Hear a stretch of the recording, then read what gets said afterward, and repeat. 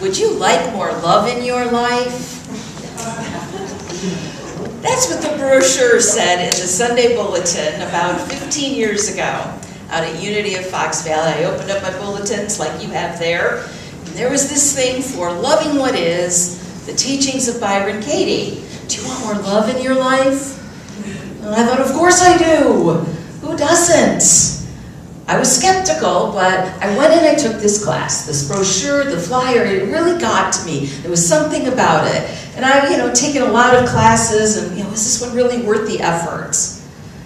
And that began my 15-year love affair with Byron Katie, the author of Loving What Is. She changed my life through something called the work, or she also calls it inquiry. I'm here to tell you, inquiry changes lives. How many of you are familiar with Byron Katie? Put your hands up big. Okay, about half of us. And how many of you have never heard of her? Should be the other half. If the math is correct here. Okay. So it's about a half know, a quarter don't, and a quarter of you just don't know what you're doing. So that's okay. Byron Katie. Oh my gosh. So she says a lot of things about reality. And it was my favorite quote in her book that I used when I went through my ordination at Unity Village. And they put up on the screen your picture as you're walking across the stage with your favorite quote from the Bible or from any spiritual teacher. My quote up on that screen was from Byron Katie. And it was this: reality is God, because reality rules. Take that one in for a moment. Reality is God, because it rules. I wasn't sure how I thought about that at first. I wasn't sure what I thought about the class that I was taking, but after almost 20 years now, I would say it's been, and having the pleasure of seeing her twice, and once sitting with her and doing the work, one-on-one with Byron Katie, I can tell you that I have found that to be true. That reality is God. It is what is in front of us. And even though the title of the book is Loving What Is, you may not always love it, but it is reality and it is what's here. And the amazing thing is, after I've gone through the work enough, done enough inquiry, I have found that it is indeed possible to love just about everything. I leave that just in case there's that 1% I haven't found yet. But even if you don't come to love it, you may come to like it, or at least tolerate it, or understand it. And whatever it is, you will find more peace about the stress in your life if you start to question it. It's easy to just accept the stress and to keep going with it. That's what happens. A negative thought takes hold, and thoughts held in mind produce after their kind, which means it will tend to keep going along that path unless we interrupt it by asking questions. The inquiry. A couple of my favorite quotes from Katie, and really I could stand up here and just read from her little book of quotations and blow your minds because she's that good. So in addition to reality is God, and that's in my office in a little frame to remind me, here's another one that I love from her. I am a lover of what is, not because I'm a spiritual person, but because it hurts when I argue with reality. Did you ever notice that? Reality is what it is, and in fact, reality is what's just happened. It's already in the past. By the time you notice something and are reacting to it, especially stressfully, it's already in the past. And how much luck have you had changing the past thus far? Not much. So instead of fighting it, we get into some martial arts kind of theology here, and we say, what if I didn't fight it? And what if I asked these 4 questions? And Byron Katie says that she didn't create the work came to her when she was basically a puddle on the ground.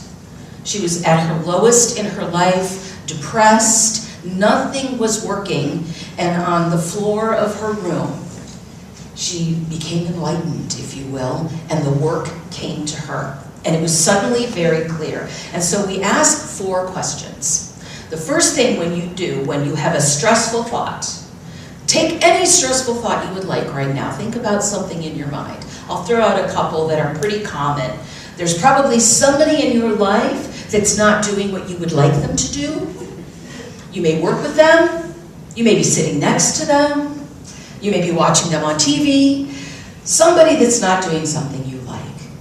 Take that individual, take that situation and ask these 4 questions. So you say, Bob shouldn't be doing that. Bob shouldn't be doing that. Insert whatever it is. Number 1, is it true? And if you want, grab a piece of paper, your bulletin, flip it over, grab a pen, and write these down. 4 questions to change your life. Whenever you have a stressful thought, all you need to do is write it down, question it, and turn it around. That's it. That is the equation. 4 simple questions. The first question is it true? A lot of the times, it's not even true the first thing you ask. Is it true? Second question. If you think it's true, pause and say, can I be absolutely sure it's true? You may still feel that it is. Most of the time, those first 2 questions, you find some error in your thinking where it's not true. Third question, how do I feel when I think the thought? So you get in touch with, what is this thought doing for me in my life? Knowing that I am a child of God, that God is goodness in all things, the principles that we teach here. Knowing that thoughts are directing where my consciousness goes, where my life goes. How is this thought serving me? How am I reacting when I think Bob shouldn't do that? And then the 4th question, is it true? Can I absolutely know it's true? How do I feel when I think that thought? Who would I be without the thought? And that's one where you close your eyes and you feel it. You get in touch with it. You get out of this mind that's saying, no, no, no, I want to defend this. And that is the ego mind. No, no, you're right, no, we got to keep going. And you go, wait, who would I be? Like when I'm in meditation, who would I be without this thought? Oh, I would be who I was before the thought. I'd be that peaceful person. I'd be in a different place. And then once you've done all that, 4 questions and what we call the turnaround, then you turn it around. Bob should be nice. Bob should be nice to me. Or Bob shouldn't do that. I think that's what we started with. Bob shouldn't do that. Bob should do that. I shouldn't do that. Is it possible I do what Bob is doing? Probably to Bob. Bob should be nice to me. I should be nice to Bob? Aww, no, no fair. Or my favorite one, turn it around on yourself. I should be nice to me. That's a great starting place. Whatever it is that you think someone else is doing to you, what if they weren't doing it and you weren't doing it to yourself first? Start there. Because there are 3 types of business in Byron Katie's world. There's my business, there's your business, and there's God's business, the big picture. So when I say, Bob should be nice to me, whose business am I in? Bob's business. Do I really know how Bob is supposed to live his life? Do I have any clue what's going on with Bob? Do I have any clue that maybe Bob has never been able to express disappointment and just the fact that he's doing that means he's made progress? How do I know? So I'm in Bob's business, and I'm pretty sure I know what Bob is supposed to do, and here I am, la da da da da. So if I'm living Bob's life, who's living mine? You've just vacated yourself, and you're busy over there. Or the world should be a better place. Are you in charge of the world right now? Last time I checked, thank God I'm not. So what 7 billion people should be doing, do I have control over that? Or do I have control over my business? So the questions put you back into your business, which is where your healing happens, which is where your enlightenment happens. happens. It's so perfect. It puts it right back into your hands. Let me give you an example of the fastest enlightenment moment I've ever seen so far from the work, all right? So I was teaching this class and a woman came in and she was mad at her sister. I am mad at my sister. Anybody been mad at their sister before? Their brother, their mother, their boss, the people that work for you. Okay, anybody mad right now? Anybody got somebody you're a little, come on, admit it. All right, David, thank you. All right, so insert them in this story, okay? She was mad at her sister because she didn't call, all right? You're mad at somebody because they did something. See, when we bring this up, this isn't just a story about a woman from 5 years ago. This is your story. Every piece of work that's done is your story. It's work being done for your healing. So watch your healing take place. I am mad at my sister because she didn't call me. I said, okay, great. First question, is it true? Well, no, actually, I'm glad she didn't call because I don't even like my sister. That was it. Go ahead. Sorry, I'm just looking for clarification. Ask. So, the question you're asking yourself is your feeling, not whether she did or did not call. It could be either. Good question, because you always write down your thought, because your mind will start to play tricks on you. So you start with, and it can go any direction here, I am mad at my sister because she didn't call. That's a starting place. So the first thing she identified was, I'm not actually mad. Isn't that funny? And she laughed about it.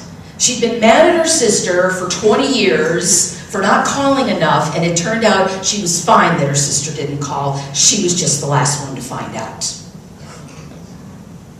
Now, you could also take it and you say, my sister didn't call. The easiest way to work with that is use a should or a shouldn't.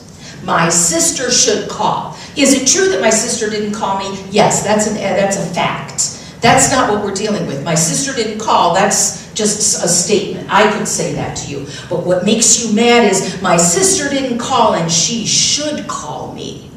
What was the should that was missing? If you just say to me, my sister didn't call and you're not upset, you don't need to do the work. You're fine. It's what upset you about that. Well, she didn't call and she should. The should is the most powerful. The should and the shouldn't are the most powerful and the most damaging statements that we make. So she should have called me turns into she shouldn't call me. Yes! Perfect! We don't even like each other. Why would we torture each other every week on a conversation? It's just fine. Everything's just fine. Or I should call her. If I'm that concerned, I'll pick up the phone and I'll call her. Or I should call myself. It seems strange, but I should be more in touch with what's going on with me in my world. I should take care of myself before I worry about whether my sister's taking care of me. I can do whatever it is I think she can do. My sister should love me. I should love me. That's usually the most powerful turnaround of all, is that you had the power the whole time. Click your heels 3 times. There you are. Ask 4 questions and turn it around and see if you don't find something that is truer. Now, this is not just Myron Katie. What she is teaching is the same thing that we teach here. It's the same thing you find in the Bible from Jesus, from the Buddha, from all the great teachers, that it is the mind that is creating the suffering through a story that we tell, through an attachment to a belief. Charles Fillmore said, you can cultivate the ability of your mind to arrive quickly at right conclusions, right thinking. Take the stand that is your inheritance from God to judge wisely and quickly, and do not depart therefrom by statements of inefficiency in matters of judgment. Ancient language, but don't spend your time on bad thoughts, is what he's saying. Quickly quickly get out of those bad thoughts. And if it's something that you're having trouble with, 4 questions and a turnaround can be amazingly fast in helping you heal. And at that point in the class, I was definitely not sure this was going to work. I thought, first of all, it sounds too simple. I don't really think you're getting what's going on in my life. But I kept with it, and I kept going, and I read the book, Loving What Is, and I read about why this works. And then I watched many videos online. Thework.org is where you can see her do the work on any topic you can think of. You can put into her search bar, divorce, illness, breakup, diagnosis, divorce, whatever it is you can think of. She sat with someone and helped them ask the questions for you. From the Dhammapada, this is what we read. All experience is preceded by mind, led by mind, made by mind. It is our mind that is guiding us into living that reality. So if there's something wrong with your sister, the thought started here, not with your sister. And finally, from the book of Matthew, agree with thine adversary quickly, whilst thou art in the way with him, lest you deliver to the judge and then finally to jail. That phrase where agree with your adversary, and the ego says, heck no, I need to defend myself. But there's not really you to defend here. It's just this idea of this thought. And the thought keeps spinning. So inquiry helps us stop the crazy spinning. Let me tell you one other great example that I saw of a man who was very upset with corporations. Perhaps you identify with this. Those big, bad, evil corporations. They were polluting the environment. And he was very upset about this. And so his statement was, corporations should be green. Something like that. Corporations shouldn't pollute. Corporations should be wasteful. Corporations should be green. Can we all agree on that? Yes. Everyone should be green. Corporations should be green. And it was making him very upset. So, is it true? Well, yes, he said. Of course it's true. They should be. Okay, now let's pause. Take it deeper. Can you absolutely know it's true? Yes, I still feel that. And that's okay. You can still do the work. How do you feel when you think that thought? Upset, mad, ticked off, obsessed, you name it, right? Okay, here's where all the stress is coming from. Now, close your eyes. Who would you be without the thought, corporations should be green? And he went like this. He said, oh, well, I might actually look at what I'm doing in my life instead of being obsessed with what they're doing. Whose business are you in? Let me get into my business and see what's going on here. And then the turnaround came. What would be a turnaround to corporations should be green? I should be green. And then the tears fell. And he said, I don't do anything for the environment. I don't recycle. I don't even vote some years. But I walk around really angry that everyone else is doing it wrong. And while he was crying, he could have just as easily been laughing. Because this is a no guilt, no blame, no judgment. This is, oh, isn't that interesting? Hallelujah, I've just discovered my mind has been tricking me for all these years. I thought the problem was out there. But everything that I can do something about is right here, and I can bring myself back to peace.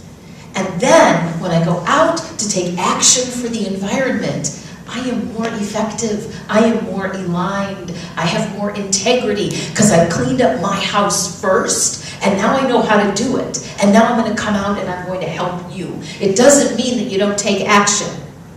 It means that you take wise action, where you have already taken back your power. That is the beauty of this inquiry. Because it isn't the thought, it's what we do with it. When you argue with reality, you lose, but only 100% of the time. You always lose. It is a losing battle. Reality is always kinder than your thoughts. It's always kinder. It's just we didn't know it. So if you have that stressful thought, you write it down, you question it, you turn it around, and you find your place of peace. You may even find humor. I know I do. When I put it down, I'm like, oh, there I am again. There I am again. I'm the one who can give myself the love. I'm the one who can be friendly. I'm the one that can do whatever it is that I'm looking for out there. It always turns out that you were the answer. And don't believe everything you think. If it's causing you stress, write it down, ask 4 simple questions, and turn it around. Welcome to your enlightenment. Welcome to the work. Watch your life transform, and let me know how it works for you. Namaste. Thank you, God, for this time together. And as I gently close my eyes, relax my shoulders, in whatever way I set my body for meditation, I do that now. And I begin focusing on this breath to bring me into the present moment.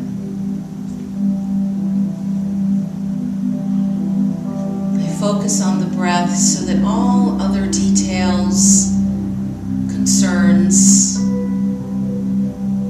simply float away.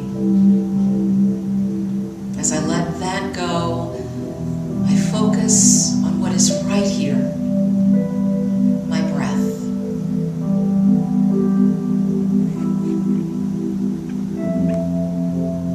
I let my breath be my guide.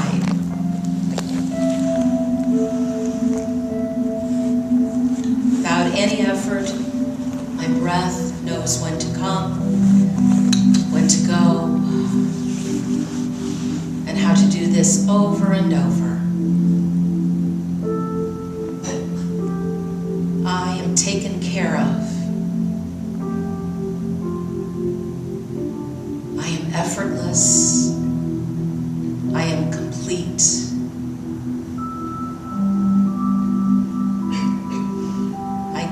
This moment with openness, curiosity, and a willingness to trust.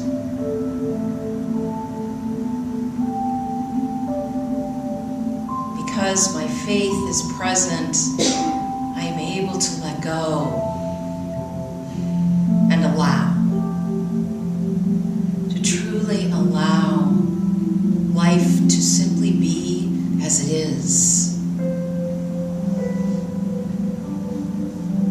I let go of the notion there is anything to fix. Right now, I get in touch with the source where nothing needs fixing. This realm of divine ideas that stands under my life. I am now in touch with that. All things are possible. All things are in order. And love comes forward in all things as I rest in silence.